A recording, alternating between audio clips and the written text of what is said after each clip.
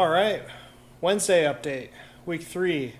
Working on all of the things that I need to do to get the trans ready to go in. My mental checklist is usually pretty good, but with something this important, I just don't want to miss anything. So, got my dry erase board from the basement, set it up here, and I just started jotting down all the things I could think of. I probably have more to do, and I'll add things to it as I think of it, and I also check things off. Looks like a big long list, but some of this stuff will go pretty quick.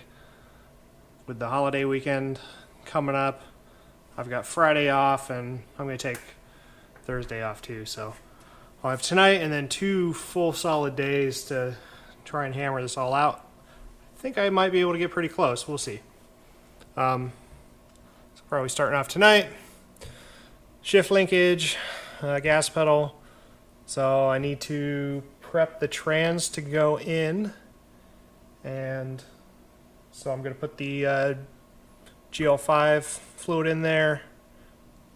One thing, when you're filling your transmission, so before you even drain it, make sure you can get the fill plug out. So, because you don't want to drain your fluid and then find out you can't fill it. So I will double check that, and I'll talk you through that, show you where it is on the O&E, let you know what sizes you need, because there's some pretty massive Allen plugs, I believe, to get those. I'm going to start working on Flywheel. I need to press in my pilot bearing on that, and then also, just to make things easier to install the flywheel on the clutch, I'm going to install the crank lock, which is a little plug that slides into the block and physically holds the crankshaft at top dead center on the V8. Pretty similar to how the V6s do. So once I get that installed, I'll do the flywheel, do the clutch, make sure to align it, and then also make sure on the transmission to install my metal throwout bearing. Prepping to put the trans in. I need to, before I do that, I need to make sure to fix the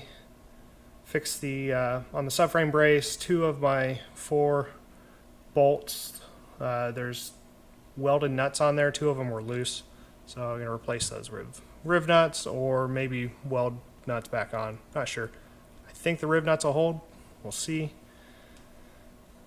Then go straight into the trans install. So just a few things to note about that. I need to install the starter, the engine, and the trans mounts, and then tighten the subframe back up. Not sure, I might do the subframe before the trans install. I gotta remember, there's a couple bell housing bolts at the very bottom that are a pain to get to with the subframe in the way, and it might be easier to have the front of the subframe still drooped while I do that. Start on the clutch switch wiring. So that involves, I got to run a wire to the ECU, pin number 39 or something, I think. So I'll walk you through that. There's usually spare pins already in the connector of the ECU. So you just got to run a wire, and then that goes to the clutch switch, and then the other side you splice into the brake switch. But also, while I'm working on wiring, I'll do the reverse and starter lockout that you splice into the F125, or whatever, just shift selector. So I bought a connector for that to make my own little harness. I might actually do that before the trans install, so then I can make sure it's hooked up and I have enough clearance on everything. Don't need the TCU anymore, that's going to come out. Install the new flash ECU with the S8 Euro manual tune. I still need to pull apart the steering column covers and remove the interlock cable from the ignition switch. Do engine mounts. Hook up the master's already installed, but the slave isn't, so the hoses run. Make sure that the hose reaches. Hook up the slave, and then do a bleed before I install that into the trans. Then this is kind of like post-trans install probably. So align the linkage. Hopefully that's not too difficult. Hopefully I got everything pretty much marked. There's actually not that much rotation on these. I was kind of thinking it might be similar to the B2s where the whole linkage can spin, but there's on the C4 it's slotted.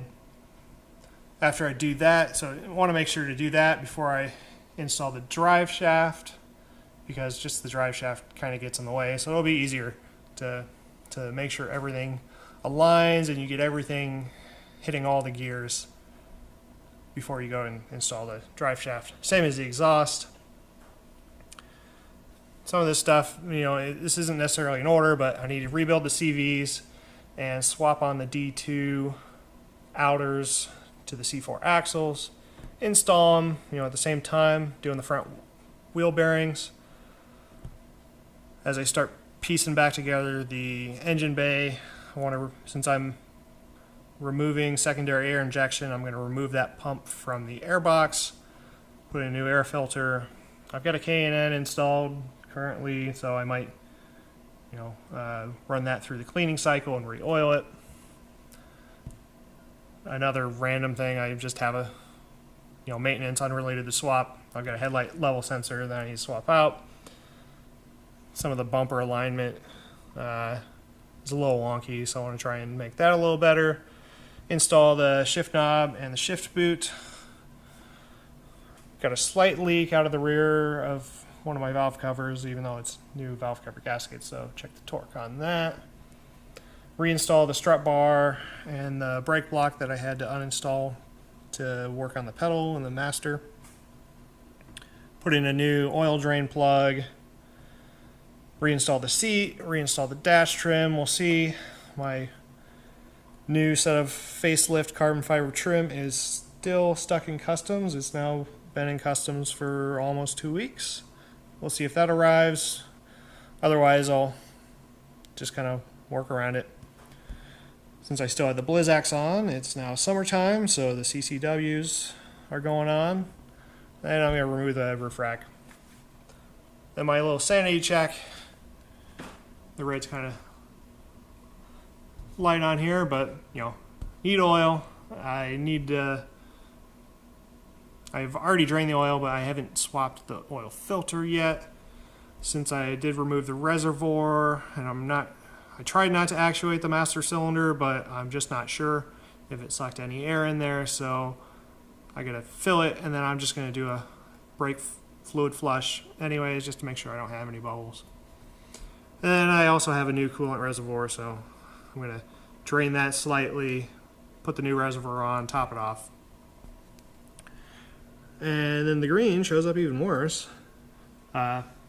So immediately after first start, I've got some VCDS coating to do on the ABS and stability modules, just to tell it has a manual transmission and get it from freaking out. There's some measuring blocks you can do to check that your clutch switch is working. I want to do that. General look for leaks, and then test drive. So that's my big list to work on. While it seems like enough, I might be able to get it done here in 2 days. So wish me luck. Okay, so we've got our engine at top dead center. See the white mark on the crank pulley lines up with the mark on the timing cover. So we are ready to install our crank lock.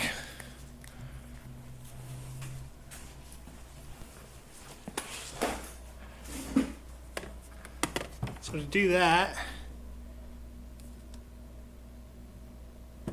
there's a hole in the block there. Has a Allen 8mm Allen fastener blocking it that you gotta unplug.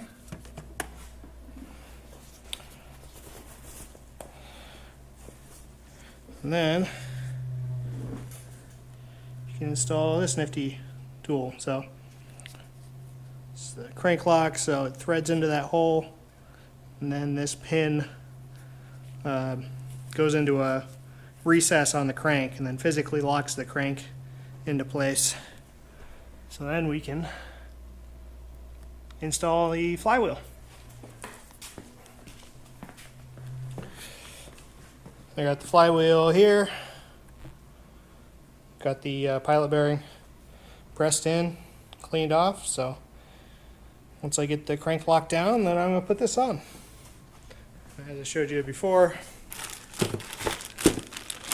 new flywheel bolts, and these are, here's your part number, I think.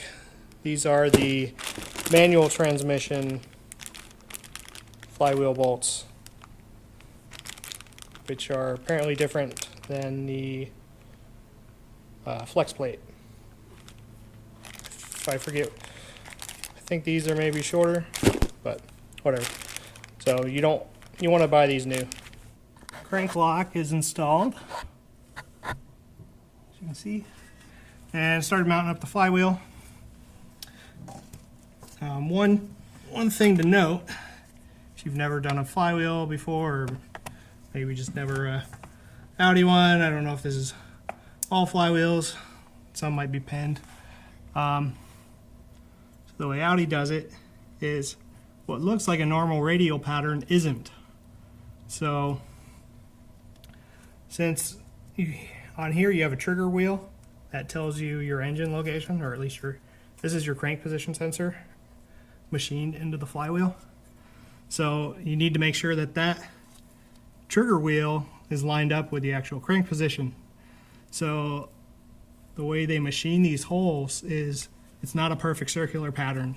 So all 10 of them, or all 8, sorry, can't count. I had 8 bolt flywheels on my mind, which are the early 32 valve V8s, not the 40 valves. So all 8 only line up in one direction. So it took me, you'll see on the time lapse how I had to spin it around a few times to get them all lined up. So I'm going to put them all in here and then I'll torque it down.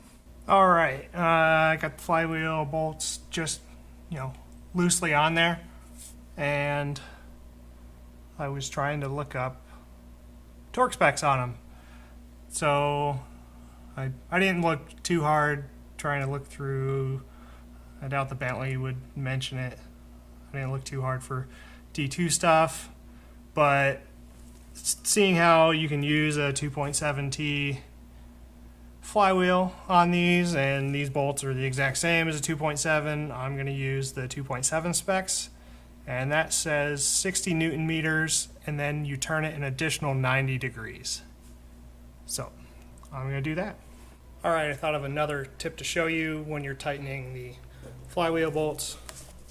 So like I said, there's a torque spec, and then you need to do 90 degrees. So what I did was I went and put a vertical mark on all of them, and then as I turn them, it'll turn horizontal. Now this is especially handy because you don't have a full 90 degree sweep here. So this is a handy tip to do when you are going to be turning things multiple times versus being able to do 90 degrees in one shot. And there we go. All horizontal, ready to go. Going to wipe the face down with some brake cleaner, and we will install the clutch.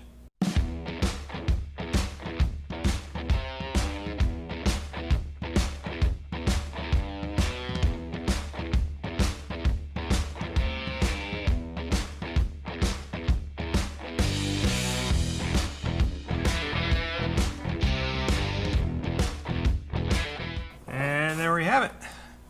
Clutch is in. Also used new factory bolts here on the pressure plate. Torque spec on those, also using the 2.7 torque specs, was 25 Newton meters, and that's it. No extra additional. Make sure to use your clutch alignment tool to get your spline centered, so your input shaft will line up.